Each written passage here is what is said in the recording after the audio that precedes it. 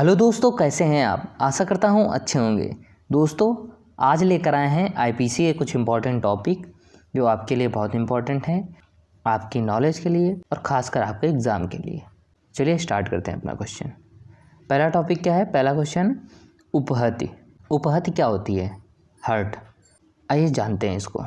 जो कोई किसी व्यक्ति को शारीरिक पीड़ा, रोग या अंग शिथिल कारित करता है वह उपहति करता है या कहा जाता है। और उपहति भारतीय दंड संहिता की धारा 319 में उपहति को परिभाषित किया गया है। मतलब अगर कोई व्यक्ति किसी को शारीरिक पीड़ा, मतलब कुछ मार दे, उसको शारीरिक पीड़ा हो जाए या कुछ ऐसा कर दे जिससे उसको रोग उत्पन्न हो जाए, ठीक है, या उसके कोई अंग को शिथिल कर दे, मतलब तोड़ दे या कुछ ऐसे कर दे, तो उसको उपहति पहुंचाता है। यही होती है हमारी उपहति। और ये आईपीसी की धारा 319 में परिभाषित किया गया है।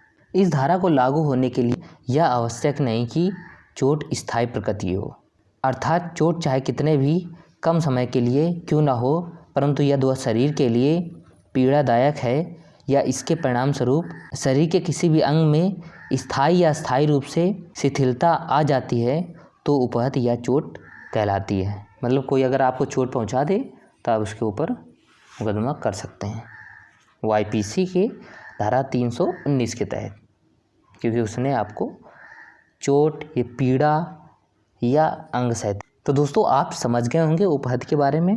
अब चलते हैं नेक्स्ट क्वेश्चन में। नेक्स्ट क्वेश्चन हमारा घोर उपहति, ग्रीवियस हर्ट जिसको बोलते हैं। आइए इसके बारे में जानते हैं। ग्रीवियस हर्ट क्या होता है? छोटी मोटी चोट तो उपहति हो गई, ठीक है, लेकिन ग्रीवियस हर्ट क्या होता है? घोर उपहति मतलब ज़्यादा ही होगा। घोर उपहति मतलब, आइए इसको समझते हैं। उपहति चोट को निम्नलिखित किस्में ही घोर उपहति कहलाती है, जो इस प्रकार है, और यह आईपीसी की धारा 320 में प्रदर्शित की गई है। जो घोर उपहति है हमारी, यह धारा आईपीसी के 320 में प्रदर्शित की गई है। इसके कुछ ग्राउंड दे रखे हैं। अगर ये होता है या इस प्रकार से चोट पहुंचाई जाती है तो घोर उपहति के क्लॉज में आएगा। इसमें 8 दे रखे हैं ग्राउंड।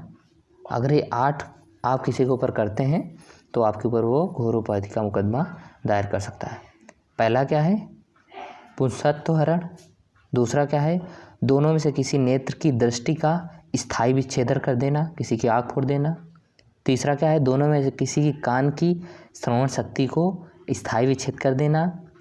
किसी के कान में मार दिया, उसको सुनाई देना बंद कर दिया एक कान से, तो आपके ऊपर घोर उपहति का मुकदमा कर सकता है। चौथा क्या है? किसी भी अंग या जोड़ का विच्छेद, किसी के हाथ पैर उखाड़ लेना या तोड़ देना। पांचवा क्या है? किसी भी अंग या जोड़ की शक्तियों का नाश या स्थायी ह्रास कर देना, और किसी के हाथ पैर कुचल दिए या कुछ कर दिया ऐसा। छठा क्या है? सिर या चेहरे का स्थायी विद्रूपीकरण करना, मतलब किसी के चेहरा खराब कर दिया, या सिर डाल दिया या कुछ ऐसे कर दिया। ये छठा नंबर दे रखा है। सातवां क्या है? अस्थि या दांत का भंग या विसंधान कर देना, किसी का मुंह में मार दिया, उसके दांत टूट गए, ये 7वें नंबर में दे रखा है। 8वां नंबर क्या दे रखा है? कोई उपहति जो जीवन को संकटापन्न करती है या जिसके कारण चोटिल व्यक्ति 20 दिन तक तीव्र पीड़ा में रहता है या अपने मामूली कामकाज करने के लिए असमर्थ रहता है। मतलब आपने किसी को इतना मारा कि वो 20 दिन तक उठ ही नहीं पा रहा है, अस्पताल में लेटा हुआ है, तो वो आपके ऊपर घोर उपहति का केस कर सकता है, ठीक है। 8वां ग्राउंड था, आप समझ सकते हैं। पहला था पुंसत्व हरण, दूसरा दोनों में से किसी नेत्र की दृष्टि का स्थायी विच्छेद, तीसरा था दोनों में से किसी कान की श्रवण शक्ति स्थायी विच्छेद, चौथा था किसी अंग या जोड़ का स्थायी विच्छेद, पांचवा था किसी अंग या जोड़ की शक्तियों का नाश या स्थायी ह्रास, छठा था सिर या चेहरे का स्थायी विद्रूपीकरण, सातवां था अस्थि या दांत का भंग या विसंधान, आठवां था कोई उपहति जो जीवन को संकटापन्न करती है या जिसके कारण चोटिल व्यक्ति 20 दिन तक तीव्र पीड़ा में रहता है या अपने मामूली कामकाज को करने के लिए असमर्थ रहता है। तो दोस्तों, आप समझ गए होंगे ये घोर उपहति के ग्राउंड है। अगर इतने में आ रहा है तो घोर उपहति ग्राउंड में होगा। घोर उपहति हमारे आईपीसी की धारा 320 में प्रदर्शित की गई है, ठीक है। नेक्स्ट क्वेश्चन देखते हैं। नेक्स्ट है हमारा सदोष अवरोध क्या होता है? ये काफ़ी बार पूछा जाता है। इसको जानते हैं। सदोष अवरोध भारतीय दंड संहिता की धारा 339 सदोष अवरोध को निम्नलिखित रूप से परिभाषित करती है।